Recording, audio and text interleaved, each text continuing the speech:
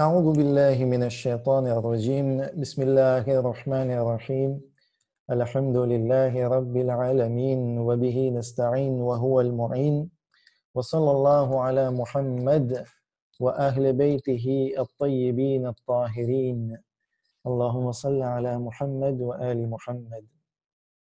Donc, bienvenue dans notre classe virtuelle avec le cours que l'on va commencer, que l'on a intitulé « Les bases de l'héritage islamique selon la vie juridique de Sayyid Sistani », cours numéro 1. Donc, concernant ce cours, on va aborder principalement deux parties précédées d'une introduction. Donc aujourd'hui, on ne verra que l'introduction et dans l'introduction, donc il y aura 3 points. Le premier point, le point de départ, pourquoi ce cours. Deuxième point, droit et jurisprudence islamique. Et troisième point, la notion de propriété. Donc cette notion, on aura besoin de bien l'assimiler, de bien la comprendre pour aborder la première partie, le testament, et la seconde partie, l'héritage. Donc le testament et l'héritage, c'est deux concepts différents, mais c'est vrai qu'ils vont avec. Donc introduction, pourquoi ce cours? Mais avant cela, on a deux petites notes. La première note, c'est que, comme vous avez remarqué dans le titre, on va parler des bases et des principes de la jurisprudence concernant l'héritage islamique. Et donc, on ne va pas aborder toutes les lois ou les lois de façon détaillée. De toute façon, ce n'est pas possible en quelques cours. On va essayer d'englober ce cours sur les bases de l'héritage islamique en 3 ou maximum 4 cours, Inch'Allah. Donc, c'est nécessaire de préciser qu'il ne faut pas s'attendre à des détails en profondeur. Et de toute façon, les détails en profondeur, c'est ennuyant et ça ne sert pas à grand-chose parce que lorsqu'on rentre très en profondeur concernant les détails sur les lois de l'héritage, on ne les retient pas de toute façon. Et à la fin des cours, on va éclaircir dans la conclusion la raison exacte de ce cours, ou même au départ, pourquoi ce cours, on va l'expliquer, qu'on ne cherche pas à viser la compréhension des lois en détail. La deuxième note, c'est que nous sommes dans une classe virtuelle, ça change légèrement d'un webinaire et d'un séminaire ou d'une conférence. Donc, il y aura des exercices pratiques et une participation de votre part à travers des sondages ou des exercices. Donc, pourquoi ce cours? Mon approche, peut-être qu'elle va différer de ce qu'on pourrait attendre lorsqu'on parle de jurisprudence. Et le point de départ, je dirais que l'homme, pour pouvoir bien évoluer, pour pouvoir bien grandir, pour atteindre, on va dire, son potentiel, il a besoin de facteurs en sa faveur. Et l'un des principaux facteurs qui pourrait ou qui fait évoluer l'homme dans le bon sens, c'est la cellule familiale et le cocon familial. Si un enfant est bien entouré, vit dans une famille qui lui donne de l'amour, de l'attention, de l'éducation, automatiquement, cela va favoriser son évolution et il va se maturiser beaucoup plus rapidement. Il va s'éduquer mieux que les autres et on va dire, il va même être écarté de certains troubles psychologiques s'il aura vécu avec une famille qui lui a apporté tout ce qu'il en a besoin. Bien entendu, ce sont des facteurs. C'est pas à coup sûr ou à 100% que si une personne a une famille idéale, automatiquement, il va bien évoluer. Non, ce n'est pas comme ça, bien entendu. Mais dans la plupart des cas, ça favorise énormément le développement de l'homme. Le problème dans notre société actuelle et même en tout temps, c'est qu'il y a des conflits à l'intérieur des familles, à l'intérieur des couples, des parents, et les familles se déchirent les familles rentrent dans des conflits et des conflits durs et malheureusement, c'est l'enfant qui va en pâtir et automatiquement, lorsqu'il y a une famille qui est dans une situation de conflit, une famille qui se déchire, ça laisse des troubles chez l'enfant et automatiquement, dans son évolution, il peut y avoir des déficiences. Et lorsqu'on étudie les différents conflits familiaux, on se pose cette question, mais pourquoi ces conflits? Il y a plusieurs causes. Parmi ces causes est la question de l'héritage. Donc, personnellement, j'ai été témoin et j'ai observé pas mal de problèmes ou de conflits qui couvaient à cause de la question de l'héritage et malheureusement, il y a certaines familles qui se déchirent pour cela. Alors que l'idéal, donc, c'est d'avoir un superbe cocon familial, justement, pour favoriser le développement de l'être humain. Et lorsqu'on est entouré d'un environnement de paix, automatiquement, on est bien. Avant de passer au sondage, j'aimerais vous donner, vous partager une ou deux anecdotes. Il y a quelques années, peut-être 5-6 ans, on m'a consulté pour une affaire d'héritage. D'accord. Donc, on m'a demandé de traduire une question d'héritage en arabe pour la soumettre à Ayatollah Sistani pour que la famille qui était concernée par le partage de l'héritage puisse avoir la réponse du maktab et procéder au partage. Donc, lorsqu'on m'a soumis le document et que j'ai commencé à étudier le document, bien comprendre quel était déjà le patrimoine du défunt. Donc, première remarque, c'est que le défunt était de la génération de mon arrière-grand-père. D'accord? Donc, c'est une histoire qui date de 5 ans. C'est une question qui m'a été soumise il y a 5 ans et pour le moment, elle n'a toujours pas été réglée selon mes informations. Donc, le défunt était la génération de mon arrière-grand-père. Son héritage n'avait pas été partagé. Et lorsque j'ai commencé à voir le patrimoine, qui étaient les potentiels héritiers, je me suis rendu compte que je faisais partie des potentiels héritiers à travers mon père. D'accord? Donc, ça concernait une famille qui n'avait rien à voir avec la mienne, mais comme les Khoja sont entre eux cousins ou qu'il y a des relations par filiation, par mariage qui se créent, automatiquement, j'ai constaté que mon père était héritier, pas potentiel héritier, il était héritier. Et donc, moi, puisque je fais partie de ces héritiers, j'étais potentiel héritier. Donc, c'était quand même extraordinaire de savoir qu'une histoire à la base qui ne nous concerne pas, elle a un rapport direct avec nous. J'ai aussi constaté que par rapport à d'autres affaires qui m'ont été soumises, par rapport à l'héritage, il y avait pas mal d'incompréhensions. Malheureusement, ces incompréhensions provoquaient des conflits et je me suis dit que ce serait intéressant d'aborder ce sujet de cet angle d'approche. C'est-à-dire, on va essayer d'étudier les bases de la jurisprudence sur l'héritage islamique pour essayer d'amorcer plutôt de désamorcer certains conflits familiaux ou au moins essayer de les apaiser. Nous-mêmes, on fera face à ce genre de situation. Donc, pourquoi pas essayer d'avoir les informations de base suffisantes pour essayer d'apaiser le climat. Donc, là, il y a un sondage. Dans ce sondage, il y aura 2 questions qui seront posées. Une des questions, j'aimerais votre avis. Lorsqu'on prend la question de l'héritage, quelles seraient, selon vous, les différentes sources du conflit à l'intérieur des familles? D'accord. Je vous transmets le lien du sondage pour le remplir. Première question, avez-vous déjà été témoin ou pris part à un conflit familial dû à un problème d'héritage? Oui ou non, c'est simple.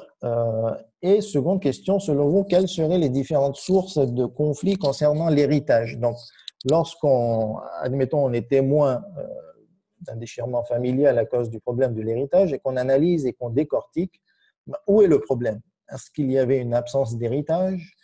Ou bien, par exemple, les potentiels héritiers ou les héritiers ne savaient pas quelle était leur part, ou on ne savait pas quel était le patrimoine du défunt.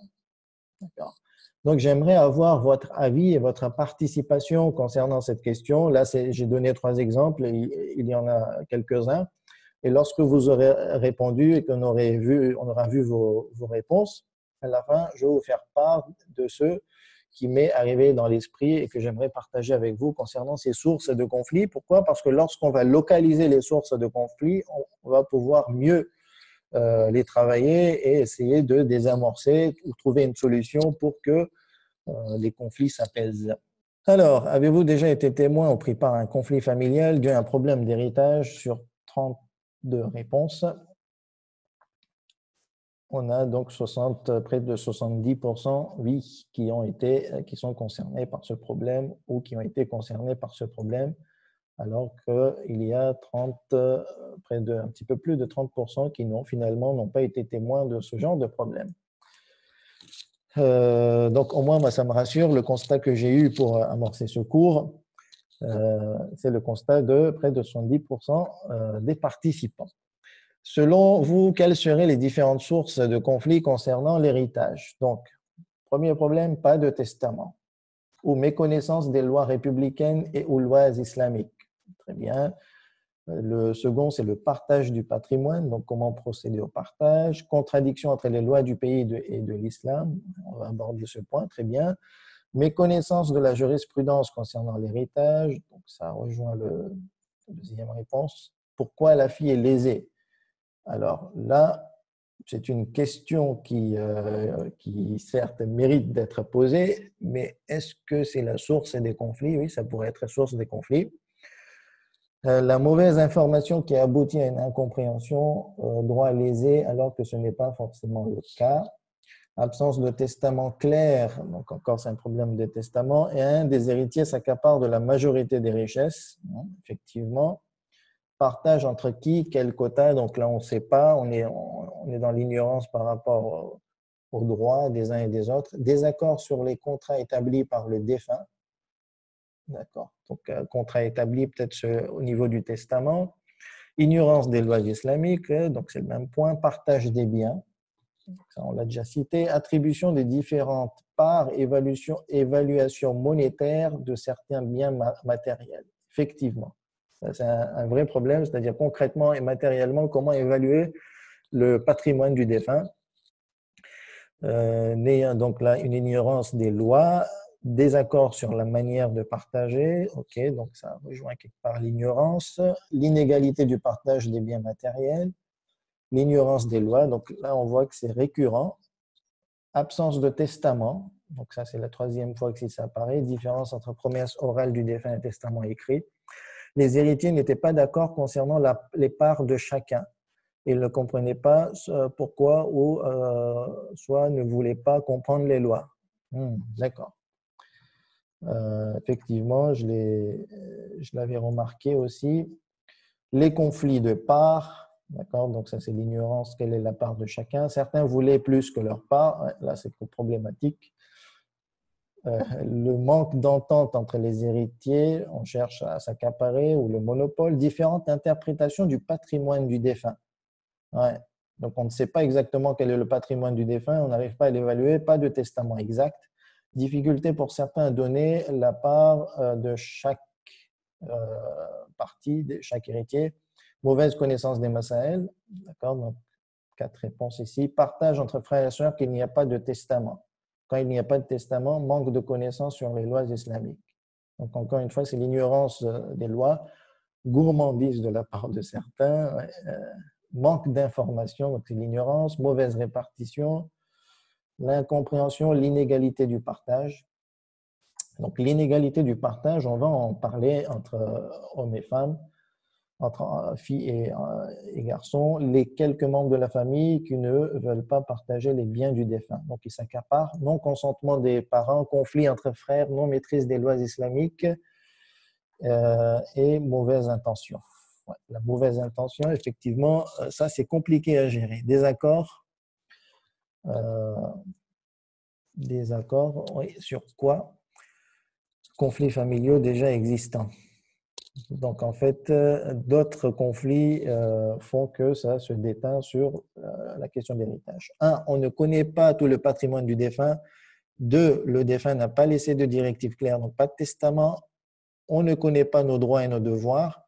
Cette réponse, elle est assez complète, hein. Il y a 6 points. On reporte à plus tard le partage, valeur du patrimoine difficile à évaluer et problème avec les lois de l'État qui ne sont pas conformes aux lois islamiques. On dirait que cette réponse, il a eu, je sais pas, il a regardé mon PowerPoint et il a finalement donné les mêmes réponses. Machallah, très belle analyse. Et différence entre loi islamique et loi française pour le partage. Donc, j'ai lu toutes les réponses. Et finalement, le récap a été fait par cette personne qui nous a donné 6 points. On va revenir sur mon PowerPoint et moi, j'ai recensé, donc on va relire la question. Selon vous, quelles seraient les différentes sources du conflit concernant l'héritage? Et donc, moi, j'en ai recensé 7. Finalement, c'est un récap de ce que vous avez dit. L'opacité, la confusion sur le testament. Donc, ça, c'est la source. La solution, c'est de faire un testament écrit, clair, transparent et sans laisser de confusion. Deuxième point qui n'a pas été cité, il me semble, c'est la non-désignation d'un exécutant digne de confiance et transparent pour l'accomplissement du testament et le partage de l'héritage. Donc, admettons qu'on ait un testament, qu'on sache exactement le patrimoine du défunt, mais pour appliquer le partage, pour appliquer le testament, pour exécuter le testament, ensuite pour effectuer le partage de l'héritage, il nous faut une personne qui soit digne de confiance, qui soit transparente, d'accord, qui ne fasse pas cache-cache et qui ne soit pas cachotier. Donc, cet individu, il faut qu'il accomplisse, il exécute bien le partage de l'héritage. Donc, il faut que le défunt désigne une des personnes de confiance ou qu'il désigne ses enfants de façon claire et qu'il les éduque ensuite pour qu'il n'y ait pas de problème. Troisième point, l'ignorance sur le montant et la quantité du patrimoine du défunt. Donc, ça, vous l'avez cité. Et donc, là, il faut éclaircir son patrimoine aux héritiers ou à un mandataire de confiance. Quatrième point, c'est la confusion sur la part de chaque héritier et prétendant héritier. Donc, ça, vous l'avez aussi bien cité, l'ignorance concernant les droits et les devoirs de chacun. Et donc, là, la solution, soit du vivant même, avant que la personne décède, elle passe, on va dire, elle fasse une donation-partage. D'accord? Donc là, il n'y aura aucun problème, ni au niveau du testament, ni au niveau du partage de l'héritage. Ou bien, sinon, il faudra que les personnes s'éduquent et sachent, apprennent les lois islamiques et républicaines. Cinquième point, partage matériel du patrimoine. Donc, après avoir su quel est le montant exact du patrimoine, mais sur le terrain, il faut procéder au partage. Admettons qu'on ait un bâtiment et qu'il y ait 4 héritiers.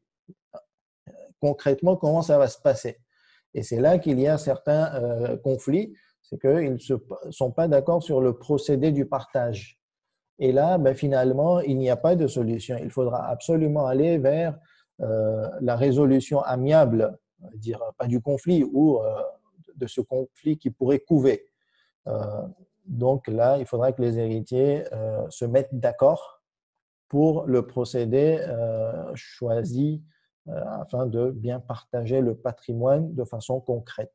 Et s'ils ne se mettent pas d'accord, à ce moment-là, il faudra se référer à la justice et ça, c'est compliqué. Parce que si on se réfère à la justice, aux lois républicaines, va-t-on pouvoir respecter les lois islamiques? Et cette question, on va l'aborder. Enfin, dernier point, 6e point. Donc, finalement, il y a 6 points ici aussi sur ce slide.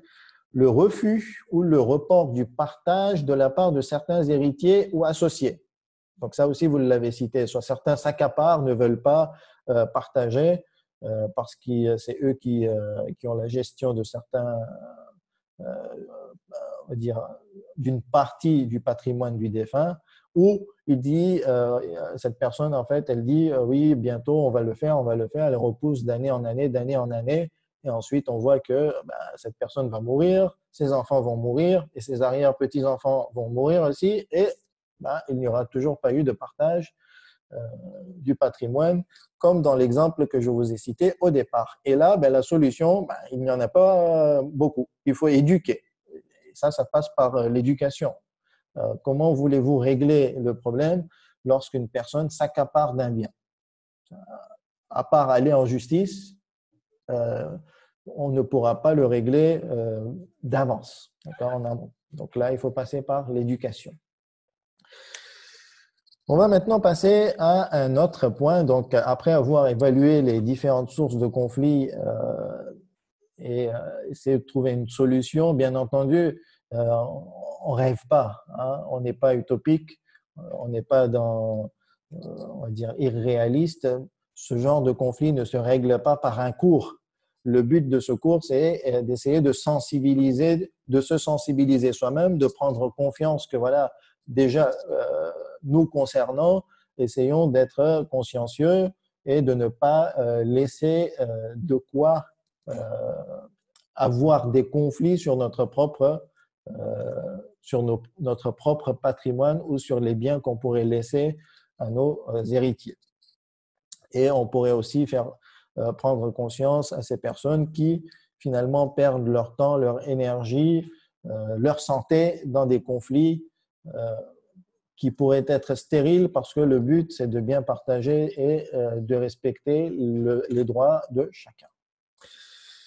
Deuxième point concernant cette introduction, c'est au niveau du droit et de la jurisprudence islamique. Donc, en tant que musulman, il n'y a pas de doute, pour la grande majorité des musulmans, le droit islamique est très important et même primordial. D'accord? Donc, le musulman, les familles musulmanes veulent respecter la loi coranique et la loi islamique de façon globale. D'accord? La loi islamique, c'est ce qui est produit par le Coran et la sunna du prophète. Donc, celui qui vit dans un pays non musulman et qui veut respecter les lois islamiques, automatiquement, concernant l'héritage, ça pourrait être compliqué, mais quoi qu'il arrive, il est attaché à cette loi islamique. Et si la personne ne respecte pas la loi islamique, donc d'un côté, il va se mettre en contradiction par rapport à sa foi et à la compréhension de l'islam que l'on a, et de l'autre côté, il va usurper le droit de quelqu'un. D'accord? Parce que lorsqu'on ne respecte pas le partage islamique de l'héritage, c'est qu'on usurpe le droit de quelqu'un. Et à partir de là, au-delà de l'interdiction, de la proscription, il y a des conséquences. Et ne pas respecter le partage selon l'islam, c'est considéré comme une grande désobéissance envers Allah, et donc il faudra prendre la responsabilité de cet acte, des conséquences de cet acte. Celui qui aura été lésé selon le partage islamique pourra automatiquement réclamer son droit le jour du jugement. Il y a aussi certains textes qui indiquent que celui qui usurpe le droit d'autrui, automatiquement, ses invocations, ses vœux ne seront pas exaucés et il fera face à ce genre de problème dans la vie. Et enfin, un quatrième point, c'est que certaines adorations effectuées dans des endroits usurpés ou avec des biens usurpés sont problématiques et invalides selon la jurisprudence islamique. Donc, il faut faire attention de ne pas tomber dans ce genre de problème. Je vais vous citer ici deux versets. Un, celui de la sourate 4, versets 13-14. Lorsqu'on lit la traduction, vous savez, ce verset, il apparaît directement après les versets qui citent comment partager l'héritage. Et tout de suite après, on a ce verset qui nous vient et qui nous dit « Tels sont les ordres d'Allah ». Donc, comment partager l'héritage. Et quiconque obéit à Allah et son messager, il le fera entrer dans les jardins sous lesquels coulent les ruisseaux pour y demeurer éternellement. Et voilà la grande réussite. Par contre, celui qui désobéit à Allah et à son messager et transgresse ses ordres, il le fera entrer au feu pour y demeurer éternellement, et celui-là aura un châtiment avilissant.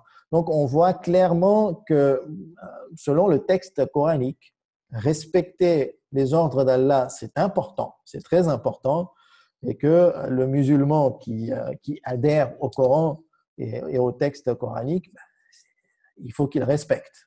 Il faut qu'il respecte, sinon il va se mettre en contradiction lui-même. Deuxième série de versets, c'est la sourate 5, les versets 44, 45, 47, où on retrouve des expressions qui disent « Et ceux qui ne jugent pas d'après ce qu'Allah a fait descendre, donc selon les lois coraniques et islamiques, les voilà les mécréants, ou bien, et ceux qui ne jugent pas d'après ce qu'Allah a fait descendre, ceux-là sont des injustes, ou ceux qui ne jugent pas d'après ce qu'Allah a fait descendre, ceux-là sont les pervers. » Donc, encore une fois, on trouve des versets très catégoriques, très fermes, je dirais même très crus, très clairs de l'autre côté, qui dit clairement que voilà, les lois d'Allah sont bien expliquées, vous devez les respecter. Et si vous ne respectez si vous ne respectez pas les lois d'Allah, à ce moment-là, les conséquences seront dures. Donc, à partir de là, concernant le musulman, on va dire, la grande majorité des musulmans, allez, peut-être 90-95%, c'est clair, lui, il va privilégier les lois islamiques par rapport à sa foi. Mais de nos jours, il y a des débats qui sont soulevés, et je pense que vous devez être au courant de ces débats. On va dire, c'est juste une parenthèse, hein, pour toujours donner plus d'horizon concernant le sujet que l'on traite. Un sujet des débats, c'est concernant la loi islamique et les besoins des sociétés humaines. Est-ce que les lois islamiques sont adaptées aux besoins des sociétés humaines actuellement contemporaines, ou bien non, ce sont des lois moyenâgeuses, dépassées, et on devrait abroger ces lois, ne plus s'en tenir compte et passer à autre chose. Ce débat existe clairement en France et dans le monde, et donc il y a deux positions. La première position, on va dire, c'est celle que l'on ressent clairement chez la majorité des musulmans, c'est l'immuabilité des lois coraniques et islamiques. Et de l'autre côté, on a une opinion qui s'est développée dans les 30-40 dernières années, c'est l'évolutivité ou l'historicité des lois coraniques, c'est-à-dire que les lois coraniques répondaient à un besoin des sociétés anciennes, mais là, dans les sociétés contemporaines, il y a eu une évolution à travers les époques, les siècles, et les lois coraniques, finalement, ne devraient plus être tenues en compte, et les musulmans devraient laisser ces lois coraniques.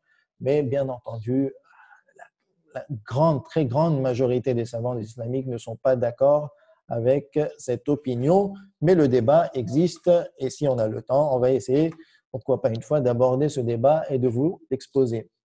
Deuxième débat, c'est concernant la loi islamique et la loi républicaine, comment essayer de concilier entre les deux.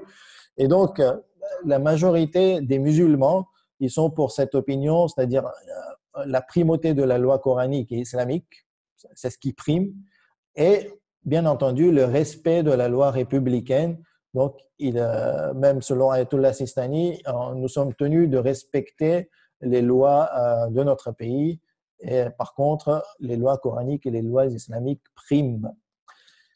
Par contre, il y a certains musulmans minoritaires, eux, ils disent que non, la primauté devrait revenir aux lois républicaines.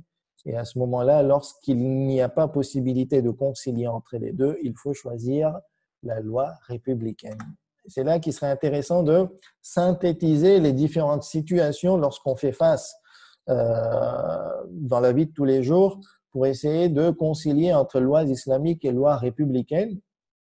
Et dans cette synthèse, finalement, on a plusieurs situations. Au départ, de base, on a deux situations. La première situation, c'est l'accord entre les deux lois. Et la seconde situation, c'est une opposition, une contradiction.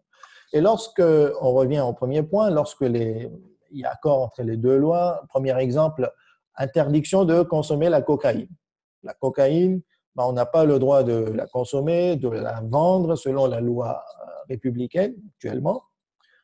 Au niveau de la charia, au niveau des lois islamiques, c'est exactement pareil. Donc, automatiquement, il n'y a pas de problème. Ou bien, l'interdiction d'usurper ou voler autrui. Cela est interdit dans les lois républicaines comme dans les lois islamiques. Donc, concernant ces deux exemples, il n'y a aucun problème. On pourrait en trouver d'autres exemples. Et donc, tant qu'il y a accord entre les deux lois, il n'y a aucun problème concernant le musulman. Il peut allier entre les deux lois. Par contre, lorsque il y a opposition entre les lois sont différentes, j'ai trouvé ici donc deux situations possibles. La première situation, c'est qu'on peut concilier entre les deux lois, c'est-à-dire la loi islamique et la loi républicaine.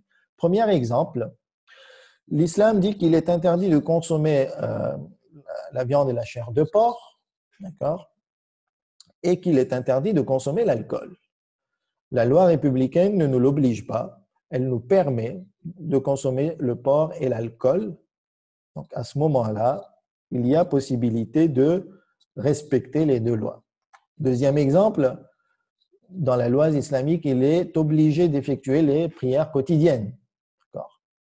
Et la loi républicaine, elle ne s'exprime pas. Finalement, oui, elle autorise. Elle autorise à chacun de pratiquer sa religion et ce qui est la laïcité. Donc, là aussi, il n'y a pas de problème à concilier entre les deux lois. Troisième exemple, dans l'islam, on a le droit de conduire à droite, à gauche, en haut, en bas, comme on veut. Par contre, dans la loi républicaine française, nous avons l'obligation de conduire à droite. D'accord?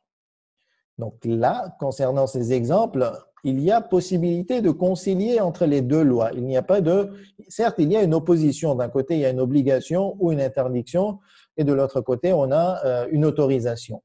Donc, à ce moment-là, on peut allier les deux lois et respecter, et cela ne pose aucun problème au niveau de la pratique. Bien entendu, concernant le musulman, il considère les lois islamiques comme des lois divines, et les lois du pays, il ne les considère pas comme des lois divines, mais il les considère comme des lois humaines pour pouvoir bien régir la société, et cela est permis selon les savants, c'est-à-dire qu'on a le droit de créer des lois pour faire régir la société et pour, on va dire, avoir une certaine harmonie dans les sociétés, et il n'y a pas d'interdiction à ce niveau-là selon le Coran d'après les savants.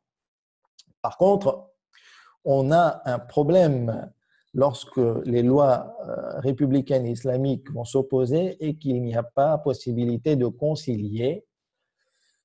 Premier exemple, c'est l'obligation du voile à l'école selon l'islam. D'accord? Une femme, une fille, lorsqu'elle est en âge de puberté religieuse, elle a l'obligation de porter le voile. Par contre, dans la loi républicaine française, cela est interdit. Et donc là, il faudra voir si la loi française ne donne pas des moyens pour essayer de profiter de ces possibilités et d'appliquer la loi religieuse et de la pratiquer. Et lorsqu'on voit, on étudie, on voit tout de suite qu'il y a différentes possibilités d'étudier à l'école, soit on part à l'école publique, à l'école privée, ou on s'instruit à distance. Et donc, si le voile est interdit dans l'école publique et qu'il est permis dans l'école privée, il y a une solution. Et donc, on peut respecter la loi islamique et partir dans des écoles privées ou étudier à distance. D'accord? Donc, on a, certes, dans la difficulté, on a toujours une solution pour pouvoir respecter en même temps la loi divine, la loi islamique et la loi républicaine. Par contre, il peut y avoir des situations où il n'y a aucune possibilité de concilier, et cela pourrait être le cas du partage de l'héritage. Donc, tel que vous le savez, dans l'islam, il y a différentes parts, et ces parts sont inégales entre l'homme et la femme dans certains cas, comme on le verra dans le prochain cours ou dans les prochains cours. Et donc, cela s'oppose à la loi républicaine et la question se pose comment faire. Moi, d'après mes renseignements, sur Internet, on trouve que lorsqu'on se réfère à la loi républicaine, à la loi du pays, il y a deux façons de partager l'héritage. La première façon, c'est le partage à l'amiable et le second, c'est le partage judiciaire. Donc, le partage à l'amiable, il n'y a pas besoin de se référer à la justice et les héritiers peuvent s'entendre entre eux-mêmes sur le procédé du partage.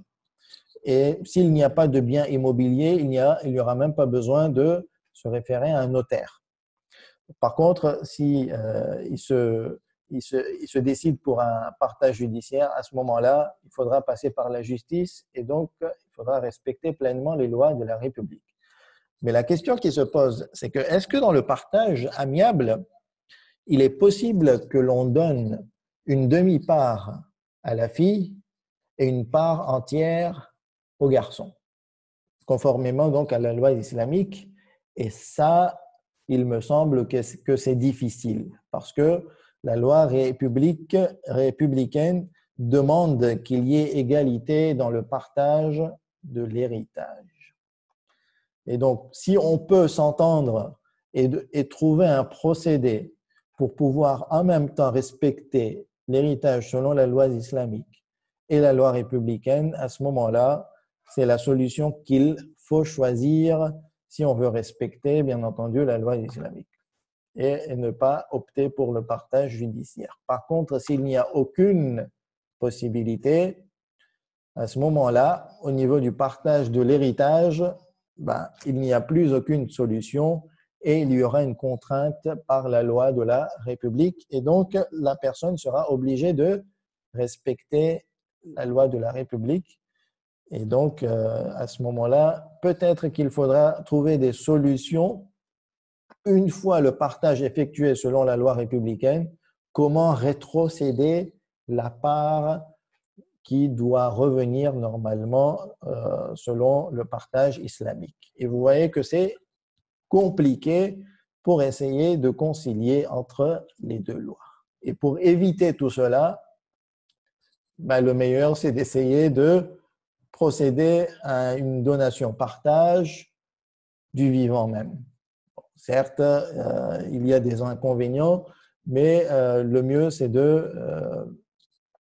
d'essayer de concilier entre les potentiels héritiers et on va dire, de mettre d'accord tout le monde, les héritiers, avant même le décès. D'accord? Donc ça, c'est une solution qui pourrait se montrer. Il y a une question aussi qui pourrait être posée en tenant compte de la spécificité des lois islamiques concernant l'héritage. D'accord? Est-ce que j'ai le droit de partager les biens du défunt selon les lois du pays sans respecter les lois islamiques? D'accord? Donc, admettons que dans l'islam, la part de la fille est moitié de la part du garçon. Moi, je ne suis pas d'accord pour X raisons, d'accord? Ça ne me plaît pas. Les héritiers aussi, voilà, ils ne sont pas trop d'accord. Et je comprends par rapport à l'environnement dans lequel nous avons grandi. Finalement, le partage islamique nous paraît inégal et donc injuste. Effectivement, lorsqu'on réfléchit comme ça, il faut être clair, il faut être honnête, ça nous paraît injuste. Le problème, c'est que le partage islamique, et la question a été posée tout à l'heure par quelqu'un dans le sondage, pourquoi cette inégalité? Lorsqu'on regarde le partage proposé par le Coran ou par la loi islamique, il faut essayer de remettre tout cela dans le contexte et il faut aussi voir que la politique familiale de l'islam, elle est différente, même complètement différente de celle qui est proposée par l'époque actuelle et l'Occident. Lorsqu'on voit que la part de la femme, dans certains cas, pas dans tous les cas, est inégale par rapport à la part du garçon, il faut aussi savoir et mettre dans la réflexion que l'homme a l'obligation de prendre en charge les frais de famille et les frais de la femme. D'accord? Et la femme n'a pas obligation de dépenser de sa richesse pour l'homme et pour le foyer. D'accord? Donc, il faut aussi bien remettre ça dans la réflexion. Et donc, automatiquement, si l'homme a plus de part dans l'héritage, il a aussi plus de responsabilités financières dans les dépenses. Donc, cela équilibre dans le résultat et on ne peut pas tout de suite dire que c'est injuste. Le problème, c'est que voilà, nous vivons dans un système et dans une vision de politique familiale qui est différente de celle qui est proposée par l'islam. Et donc là, de toute façon, nous n'avons pas beaucoup de choix. Soit en tant que musulmans, on respecte la loi islamique, même si on n'est pas d'accord dans le fond avec l'esprit, d'accord? Et c'est ce qui se passe de la part de, on va dire, de beaucoup de musulmans. Ils se conforment à la loi islamique et essaient de trouver une solution au niveau de la loi républicaine. Donc, la question est posée. Admettons qu'on veuille partager selon les lois du pays et ne pas aller vers un partage qui nous paraît donc inégal. Est-ce que j'ai le droit? Réponse. Il y a deux situations possibles. La première situation, c'est que tous les héritiers ayant droit sont d'accord pour le partage selon la loi du pays. D'accord?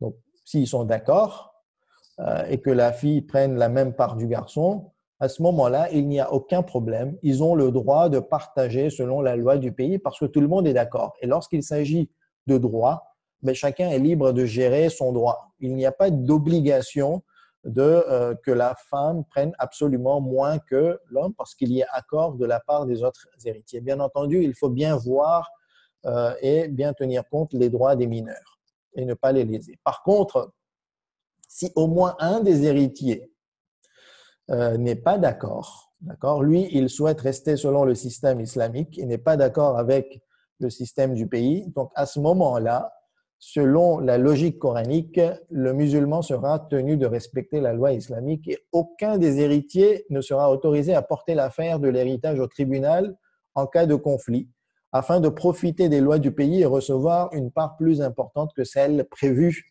par la loi islamique. D'accord? Donc ça c'est la logique automatique de la foi et du fait qu'on a adhéré aux lois islamiques.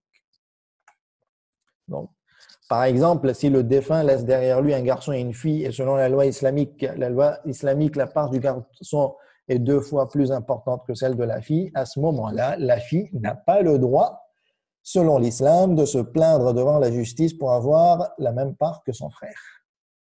Et si elle le fait, elle va obtenir son droit. De toute façon, on est contraint par la loi. On ne demande pas une incivilité et un non-respect de la loi républicaine et aller à l'encontre de la loi républicaine. De toute façon, elle le contraint. Donc, à ce moment-là, si elle le fait, on va dire tant mieux pour elle dans ce monde-là et obtient une part égale à celui de son frère. Par contre, selon l'islam, elle lui sera redevable d'une partie de sa part. D'accord? Donc, ça, c'est dans la logique. C'est comme ça que ça fonctionne. À chacun de nous d'être conscient de ce qu'il veut dans sa vie et à partir de là, tout sera déjà beaucoup plus clair. Et si une personne, admettons, refuse de respecter la loi islamique, disons-le clairement, nous n'avons aucun moyen de le faire respecter et la partie ou les parties, l'héritier ou les héritiers qui seront lésés selon l'islam, ben, automatiquement, ils vont régler leur compte devant Allah le jour du jugement et ils auront à patienter, on va dire, la mort. De toute façon, on va tous bientôt mourir, ça va très vite, la vie. Donc, il n'y a pas trop à s'inquiéter et tant pis. Troisième et dernier point que je voulais aborder dans cette introduction, c'est la notion de propriété. Parce qu'il faut que cette notion soit bien comprise pour pouvoir aborder la question du testament et de l'héritage. Premier point, le point A, c'est la définition. Être propriétaire d'un bien, n'importe quel bien, de l'argent ou d'un téléphone ou d'une maison, c'est pouvoir utiliser ce bien librement, bien entendu, dans les limites de la loi. Si j'ai un couteau, j'ai le droit d'utiliser un couteau, mais pas pour tuer quelqu'un, pour poignarder quelqu'un, selon l'islam et selon la loi du pays. Il est donc autorisé au propriétaire de transférer ce droit grâce aux moyens prévus par la loi. Si je suis propriétaire, donc j'ai le droit d'utiliser le bien et j'ai le droit aussi de transférer la propriété de ce bien. Par exemple, on peut utiliser différents moyens pour soit acquérir un bien ou transférer sa propriété. Le plus connu, c'est la transaction par vente, par location, par prêt, etc. Donc, ça, on le vit dans la vie de tous les jours. Ou les donations, les cadeaux, ça permet de transférer aussi la propriété d'un bien. Et l'héritage est un moyen de transfert de propriété. Il y a aussi le Krums qui, à la fin de l'année, transfère automatiquement 20% du bénéfice pour l'imam et pour les sadat. Donc, c'est un transfert de propriété. Ou bien, par exemple, mettre la main sur un bien qui n'appartient à personne. Admettons que quelqu'un ait laissé juste devant chez lui un carton ou un objet ancien et on comprend qu'il a levé la main sur la propriété de ce bien. Si je mets ma main, c'est-à-dire je m'empare de ce bien, automatiquement, j'en deviendrai le propriétaire. Donc, voici on va dire, un rappel pour mieux comprendre la notion de propriété. Et troisième point, donc, lorsqu'une personne décède, au niveau de l'héritage, la propriété de ses biens, tout son patrimoine, est automatiquement transférée aux ayants droit prévus par la jurisprudence islamique. Donc, s'il a fait un testament et il a légué une partie de son patrimoine, et on le verra dans le cours de demain, cette partie sera transférée aux bénéficiaires du testament, au testamentaire, et celui qui sera ayant droit de l'héritage, lui, va devenir propriétaire d'une partie de l'héritage. Et celui qui ne respecte pas donc, cette loi et le droit des ayants droit est fortement ou forcément fautif devant Allah, comme on l'a dit précédemment, il devra subir les conséquences. Alors, il y a une question qui est importante et qu'il faut prendre conscience et qui n'est pas facile des fois, c'est que si on vous demande vous êtes propriétaire de quoi, est-ce qu'on est capable de répondre? Pourquoi? Parce que lorsqu'on veut laisser un testament ou lorsque nous-mêmes on veut prendre conscience des difficultés que l'on fait face dans la question du partage de l'héritage, et on a cité tout à l'heure une des sources de conflit, c'est le défunt finalement il n'a pas évalué son patrimoine, il ne l'a pas dit clairement aux potentiels héritiers, ou bien les héritiers n'ont pas la possibilité de savoir le patrimoine du défunt, mais ça complique les choses. Et un réflexe à avoir, c'est d'essayer de temps en temps à évaluer son patrimoine et de le mettre dans le testament. Demain, on fera un exemple de testament ensemble, on le remplira dans un exercice. Mais aujourd'hui, l'exercice, c'est d'évaluer son patrimoine, d'accord? De façon, on va dire, à peu près, hein, c'est pas grave, mais essayer de prendre conscience que voilà, je possède tant d'immobilier, terrain, maison, appartement, local, n'importe quoi. Si on est associé, essayez de savoir quelle est ma part au niveau de l'immobilier, au niveau d'une entreprise. Quel est le mobilier ou les véhicules ou les affaires personnelles que je possède, leur montant, l'argent liquide ou les pièces d'or ou les lingots, par exemple. Pourquoi pas, certains maintenant thésaurisent à travers les lingots les pièces d'or. Les comptes bancaires et les placements, les propriétés intellectuelles, brevets et droits d'auteur. Je ne sais pas si chez nous, au Proja, il y en a beaucoup qui en disposent. En général, les propriétés intellectuelles, ça se fait à travers les entreprises et ça rentre dans la richesse de l'entreprise. Donc, il n'y a peut-être pas besoin de l'évaluer de façon indépendante. Et les dettes et les créances, si vous avez d'autres exemples, vous pouvez le noter. Donc, je vais vous laisser 5-7 minutes pour essayer de réfléchir vous-même concernant votre patrimoine. Si vous voulez le remplir dans la feuille d'exercice que je vais vous laisser, de toute façon, je ne vous demande pas de donner vos vrais chiffres et de toute façon, c'est anonyme, donc on ne saura pas votre patrimoine. Ne vous inquiétez pas, mais cet exercice nous permettra d'avoir et de prendre ce réflexe, d'évaluer son patrimoine. Vous avez le lien dans dans le panel de conversation. On vous l'envoie par WhatsApp. Comme ça, vous pouvez remplir la fiche. Donc, on a essayé d'évaluer notre propre patrimoine à travers cet exercice. Et en synthèse, donc, je vous rappelle qu'aujourd'hui, nous avons vu l'introduction avant d'aborder demain la partie sur le testament et ensuite sur l'héritage. Donc, concernant l'héritage, nous avons vu 3 points. Le premier point, pourquoi ce cours? Et dans ce point-là, donc, on a abordé la question de comment préserver la cohésion familiale, puisque c'est le cocon familial qui permet de bien développer l'homme. Ensuite, nous avons essayé de localiser les sources de conflits sur la question de l'héritage. En deuxième point, nous avons parlé du droit et de la jurisprudence islamique et aussi comment concilier avec la loi républicaine. Donc ici, on a vu l'importance des lois coraniques et des lois islamiques avec l'exemple de certains versets. On a aussi parlé des débats qui ont lieu actuellement concernant la conciliation entre les lois islamiques et les sociétés humaines et l'époque moderne. Et on a vu les certains cas de relation entre les lois islamiques et les lois républicaines. Et enfin, on a terminé ce cours par la notion de propriété qu'il était nécessaire de comprendre et d'assimiler la notion de propriété avec certaines définitions, et on a essayé d'évaluer son patrimoine pour pouvoir bien prendre conscience de cette notion et du patrimoine que l'on a. Wa sallallahu ala Muhammad wa ali Muhammad.